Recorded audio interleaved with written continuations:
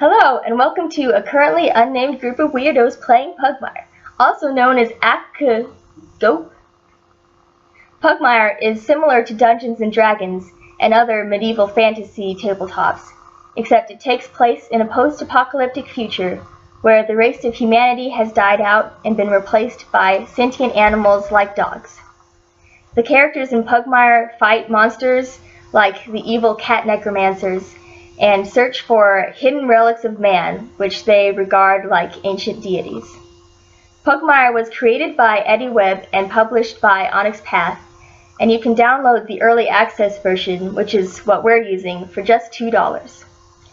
The adventure used in today's session is adapted from the pre-made D&D adventure Journey to the Buried Vale, which was created by Dave Zajac, and if you want, you can purchase that at dmsguild.com. Alright, here we are at Pugmire, and first, why don't all of you say your name and a little bit about your character? Everybody at once. Okay, I'll go first. On your marks, get set. Talk at the same time. Well, my name is Tom. I'm our game master's dad, in case anybody cares out there in the crazy world. My Pugmire's name is Trixie. She's a Labrador. She's a first level guardian, and actually based her after my dog named Trixie, who's over here laying on the ground. You probably can't see her, but you'll probably hear her snoring at some point. I'm John, and I'm playing a stray mutt named Spike. He's a bit of a rebel. And that's about it. Hi, my name is Michael. I am playing Rufus, a shepherd. I'm a bloodhound. Rufus was left on basically the front steps of the Church of Man as a small puppy, has no knowledge of Rufus's parents or anything of the background like that. Church of Man is all Rufus has ever known, although after our intro session last time, Rufus is having a small crisis of faith, trying to reconcile how cats can be good dogs. So, Rufus is having a small crisis. And that was just the prologue. My name is Kayla. I am the GM. I play lots of characters, and about half of them are some kind of crazy. So, The other half are multiple kinds of crazy. Possibly. So, Pugmire is a lot like D&D 5e, but there are a few major mechanical differences, and for everyone's benefit, I'll go over those again. So, a saving throw uses the character's reaction, instead of D&D where you sort of automatically get one. So you might have to pick and choose whether you want to attack someone with your reaction, or maybe have a chance to not get taken over and kill your party. We have a system called the Fortune Bowl, and the GM can add fortune for exceptional role play, and also players can add 1 fortune by intentionally failing a roll that makes sense for that character's personality. And if the player chooses to roll a natural 1, they add 2 fortune. But you must do this before you roll, or else you could be like, oh hey, that failed, but I choose to fail it. That's not really fair. What you can do with the fortune is you can re-roll any 1 dice, or you can use a fortune to cast a spell if you have no spell slots left. And at the beginning of each adventure, you get 2 free fortunes for your party. Woohoo! And they look like little Pokemon, because I'm crazy about Pokemon. And, Now I won't want to use them because I feel like I'm sacrificing a Pokemon. You're an evil. I'm a GM, of course. Alright, so they're all evolutions for some reason. 2 of my players took a personality quiz about what kind of player are you, and one of them is the 4th member who didn't show up, but I'll still count anyway. So they get 1 free fortune for that. And Michael got this really awesome fortune bowl that says good dog on it. So I promised him 1 free fortune just for him. Yay! And that's pretty good because he's a caster, so he might need. It's important. Yes. For initiative, the highest initiative goes first, but after that they choose which ally or enemy to go next. And they keep going until the last character in the round chooses who starts the next round. So there's a little bit of strategy involved in who you go in which order.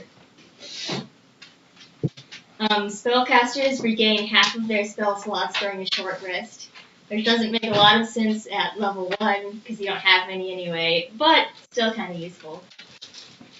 Spell concentration uses your bonus action, so that's kind of the downside from D&D. But the upside is you don't need a concentration roll to maintain it. So it's a little more streamlined on the whole. And that was Trixie, the actual dog. She's not always a good dog. Yeah. She's a good dog, she's just not always a smart dog. Yeah. And then these are rules that aren't necessarily in Pugmire, but I thought to add. Pretty much everyone, but not necessarily everyone, knows a common language, and each race also has its own language. If you want to know the language of another race, you can take no culture for that race, and you will know their language and also double your proficiency bonus to related no culture checks. So do any of you have no culture right now? Probably not. No religion. Yeah, that's not it. No, it's not. That would be a thing called no culture. Yeah. It's not under checks. Skill aptitude. It would be under, yeah. No with a K, not just Skill. one. No. Or I have GN? Like gnome? no languages. I have notice, traverse, no nature, and survival. No culture is kind of a weird thing for first level anyway. Yep. Coincidence? Yeah. Maybe they're just the best. I don't know. Maybe. Yeah, we were both free dogs, if I remember. Also, at any time, you may make a no history check for a dog family, or a no culture check for another race. And you may choose this at any time, but I won't directly give you the option to. So it's kind of your initiative. If you want to know about a dog breed, then you ask to make the check. Okay. Also, under the rules as written, it's very easy for first level characters to die. So Sadly. my question is, do you want to use those rules or the D&D rules where you get more chances? Oh, like the death saving throw kind of Yeah. things? Pugmire also gets death saving throws, but at level 1 you'll only get 1, so that's pretty hard. DM's prerogative. Well, what do y'all want? It's kind of it's a democracy right now, so you better take advantage of it. Part of me thinks that it might be better to give us more chances to not die. Since this is our first playthrough and we're just now getting our characters. Figured out. So, Yeah. let us do something really stupid to justify getting us killed. Got it. Then you can kill us. Alright, so that's what I was thinking too. So you'll all get 3 chances instead of just the 1. And I think that's it for the extra rules. So we'll get to the recap, I guess. So in our last session and our first session, these players went to a festival in the town of Havenshore that was celebrating the Duke's birthday. Duke Papillon. Duke Pierre Jean-Luc Francois Papillon III. But just Papillon is probably enough. Your Dukeness? No? You're a country dog, so I wouldn't know. he would be okay with that. He'd politely correct you. Anyway, so some of them participated in contests. Some of them made new friends and learned information. And some of them spent all of their starting money on a flashlight. I can neither confirm or deny that I am now in possession of a torch. By the way, I did bump that rod of illumination up a little bit to make it more worth your while. Okay. So here you go. Woohoo! You have an official It's now a magical lightsaber. object. I have a thing. She is.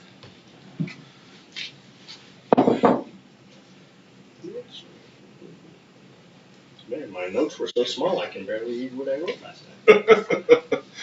Sounds like my notes in class. Yeah. So after they got done with exploring on their own, each of them happened to be close by when they heard a yelp of pain, and they arrived on the scene just in time to see a cat burying her claws at a young dog. There was also another dog who seemed to be friends with the cat, and an armored dog who seemed to be friends with the smaller dog. And they arrived just in time to hear the cat saying something about taking stuff that, like, don't take stuff that belongs to other people. I don't remember the exact quote, but Something like that. something like that. And they ended up, for the most part, the players just tried to defuse the situation and was figuring out what was going on. And soon 6 guards arrived, and it was just a jumbled mess. They didn't know what to do with it. So now the 3 players and the 4 other people involved in the tussle are being marched to the Duke's castle.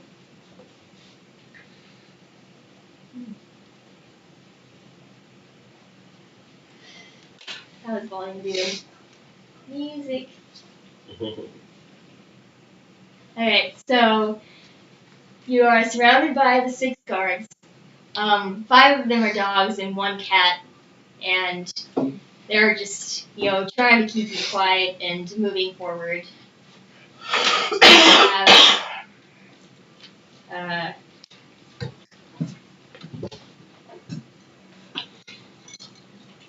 probably won't be able to see it well. No, you can't see it.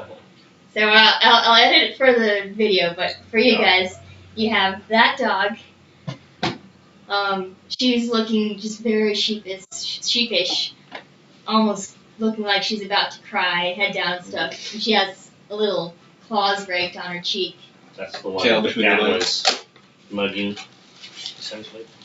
As far as you all know what it looks like. The one that we saw in And Cat she's, Scratch Fever. and you see this dog was the one that was with her. Mm-hmm. Oh, And he's standing very close to her and still kind of glaring at the cat. now is that one Genghis, who's the one that I wrestled? If I Yes, remember that's right? Okay. Genghis, who ended up winning the arm wrestling contest. Yeah. Lucky.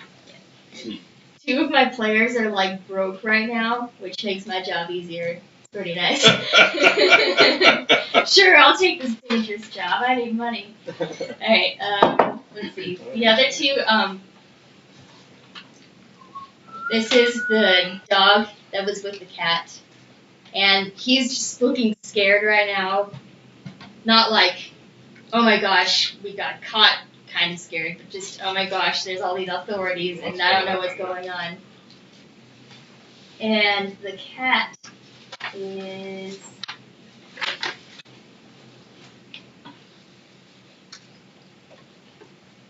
this cat. She looks pretty much like she does in the picture. Just ticked off about the whole situation. So, you all get marched fairly quietly up to the Duke's castle, and it looks, fairly imposing, like you would expect a Duke's place to look. But it also has just a bunch of pretty designs, some plants that unfortunately look a little scraggly right now since it's March. They need to be watered? Maybe later. Maybe later. It's kind of winter right now. And overall, you get the feeling that it's not meant so much to look scary as just, oh hey, I think this design looks cool. It's a picture of a dachshund, so partly for imposing, partly for entertainment. And you enter the hall, and fairly soon, the guards announce that they're there and they have prisoners and asking what to do with them. And almost immediately you see this dog, which Rufus has met before, but the others haven't seen. And he immediately runs up to the smaller dog and hugs her. Oh, Bonnie, where have you been? I'm so glad you're back. Don't do that again. On my birthday. Well, I'm just glad you're safe. Well, guards, what's going on here? And the guards explain, well, there's been some ruckus in the city. We found these dogs and cats all fighting, and there's glowing, and there's about 4 of the dogs that are the guards, all saying all these things at once. And in the meantime, the Chow is going like, the cat stole from you. I was just trying to protect your daughter. And the cat's like, you're the one that fought me just because I'm a cat. I don't think this duke will stand for this. So, bunch of chaos going on. Do you want to say anything? While the chaos starts, recognizing this as the Duke, I'll take a knee. Alright. And just kind of respectful silence, waiting for the Duke to call upon me. I've been around authority figures enough in the big city in the Church of Man. I know what to do. Yep. Are any of you doing anything? I'd like to, try to get a word in edgewise. And, I understand there's a lot of confusion. And honestly, I'm not sure exactly what was happening either. When we were walking away from the seriously, one thing was glowing, and I don't even know what was going on. And, yeah, I'm just going to tell you what I know, and that's only a piece of the story, naturally, because I wasn't even there the whole time. There's something not right about that dog. He's just attacking random citizens. He's festival. Which dog? The Chow. Oh, Chow. Well, excuse me, I have a name, and it's not the Chow. And I am guard of this city, and you should respect my authority. Yeah, Genghis and I have met before, and I do have some respect for him, although I don't know him very well. About this time, I try to explain what we saw. This dog comes into view. No. And somehow, above the rest of the voices, she goes, one at a time. That's a great idea. May I have your leave to speak? I'd like to speak to the guards first. Very well. So, give me a second. I'll try to get a little music in. Just know that I had to change up my music at the last second, so it's not as streamlined as before. So, play some music. I have a playlist on my phone that's just called Loud. Well, my problem was I decided a week ago to record this. I kind of need to make sure I have copyright-free music. Yeah. So, we're very professional here. Yeah, I'm just going to put that out right here. If we play your music and you don't like it, please don't sue us. Yeah. Okay. So, the guard basically, what appears to be the captain of the guard speaks up. He's a German shepherd, and he basically says what the guards have been saying, but a little more calmly. He's like, I must admit I didn't see the whole situation. It appeared that it was starting to die down by the time we reached there anyway. It looked like the cat had been knocked out. I can't tell who it was. Someone was... it was that one. Looked like he was trying to steal from the cat. Your daughter looked like she was cowering. I don't know who she was trying to hide from. And Maybe for nothing. well, I'm not entirely sure who was on which side or why, but All I know is that there was a disturbance in the city on a day of the festival, and all of them should be kept here for questioning. And so Martha nods, and then she looks to you. What was your role in all of this, stranger? I don't remember. Is that you Roll were a the character? deception check. I've got a D20. Roll a persuasion or deception based on whether or not that's true. I rolled a 3. Noted. Noted. Then she turns to the smaller, mutt-looking dog, and she says, Bonita Rose Papillon, please tell me your role in all this. Why are you even out of the house in the first place? We told you that you should be in bed, especially at this hour and in this weather. Now, Bonita, the younger mutt, she continues looking very sheepish and like she's about to cry. And she says, she's not a sheepdog, but that could be kind of like a derogatory term for a cowardly dog, I guess. Maybe. So, maybe. Anyway, so she's not a sheepdog, but she might be a sheepdog. And she's like, I was just trying to do something brave for this family for once. You know, I thought maybe the Church of Man would want to accept me more if I found Father's dog whistle. I was careful. I brought Genghis. I brought my weapons, and I even found this dog whistle.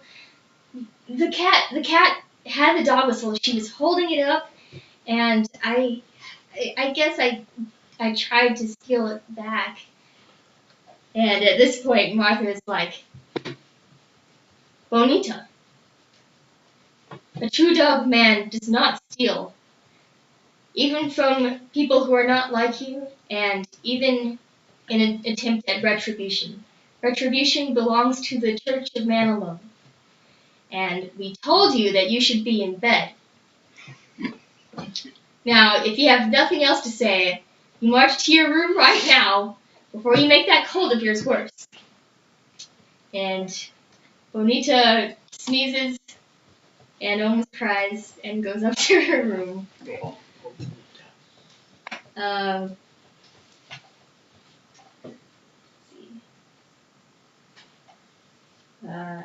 Here we go. And I'll say, well, that seems to make a little more sense now that I know that part of the story. From what I know. Well, since you've made the kindness to start speaking, why don't you finish? Sorry, I didn't mean to speak out of turn. It's just when things come in my head, they usually come out of my mouth too. What I was going to say is we were leaving the festival after having a wonderful time, even though I almost defeated. I'll go off on a tangent later. We were walking back from the festival and we heard a yelp, which I think was probably Bonita. It sounded kind of like her voice. So we rushed around the corner to see if somebody was in trouble, and we saw Bonita and Genghis and the cat and this other dog. I'm not sure what his name is yet. And they were kind of in the middle of a little ruckus, and I think the cat was saying to Bonita that she shouldn't take things that wasn't hers, which I'm guessing now was that dog whistle. And Bonita, I guess, thought the dog whistle was the Duke's, so that's why she was trying to take it. But we were basically just trying to get everybody to settle down and figure out what was going on. And, I was trying to keep a fight from happening, really, is what was going on. And there were some blows exchanged, and it happened so fast I don't even remember who did what. But anyway, that's about when the guards came along. All right. Thank you for your testimony. Oh, thank you for letting me testimony. Eyes. Now, Testimonialize. Yeah, that was very good.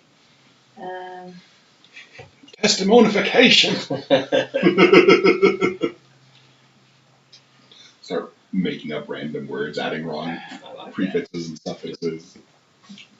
Now, Miss Cat, since everything seems to be pointing to you right now, but at the same time we are willing to listen to the testimony of all involved, why don't you tell us your story?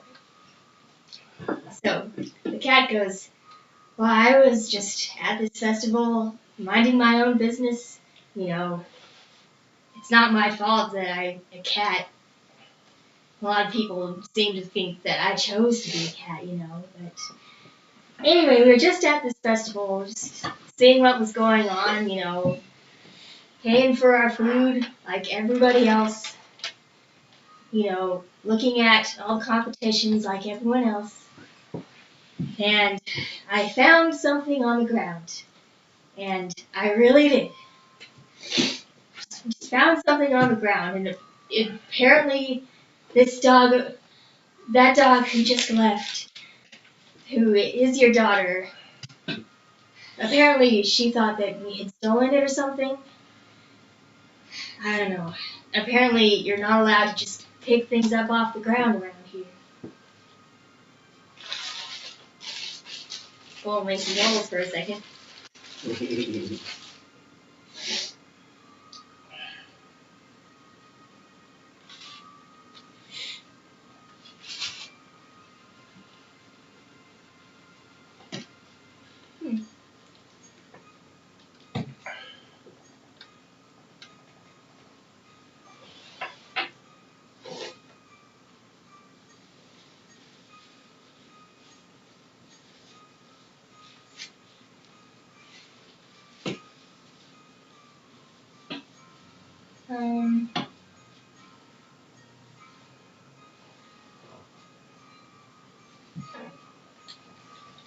I'm getting there.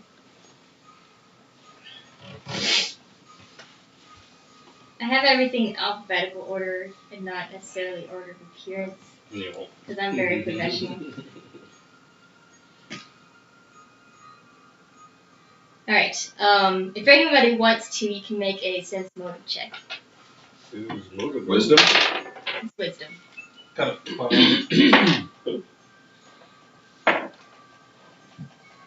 12 plus 1, 13.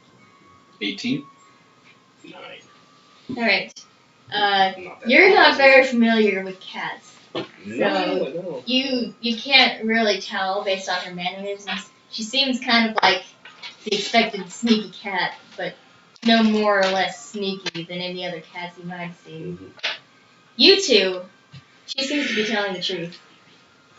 Again, it's kind of hard to tell with cats, but based on what you know of dog behavior with twitches and tones and stuff, she seems to be almost a little angrier than usual, which might suggest she's probably telling the truth.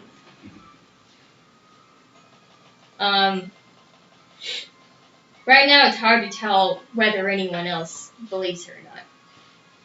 And immediately, the Papillon, the Duke Papillon, says, "You have the dog whistle? Does she have the dog whistle? Does she have it?" And one of the guards asks her, "Where's the dog whistle?" And she begrudgingly pulls it out of her pouch. Fortunately, Rufus put it back where it was supposed to be, or else there might be more problems.